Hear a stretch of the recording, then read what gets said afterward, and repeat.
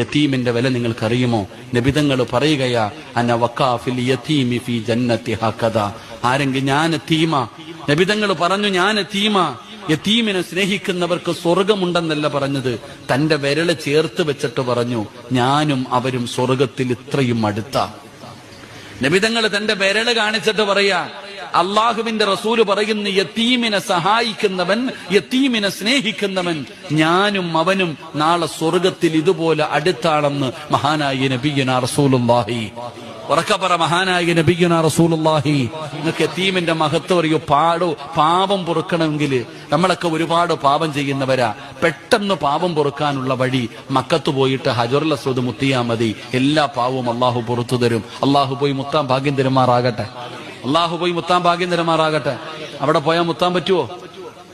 പൈസ മുടക്കി മക്കത്ത് പോയാൽ ഹജറുൽ അസ്വദ് മുത്താൻ പറ്റുമോ? തൊടാൻ പറ്റുമോ? എവിടെ തൊടാനായില്ലേ?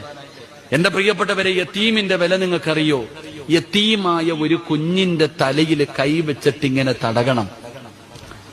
യതീമായ മക്കളുടെ തലയിൽ കൈവച്ചിട്ട് തലോടിയാൽ എത്ര മുടി നിന്റെ കയ്യിൽ തൊടുന്നുണ്ടോ അത്രയും പാപം അള്ളാഹു പുറത്തു തരുമെന്ന് നബിയുനാ റസൂലുള്ളാഹി.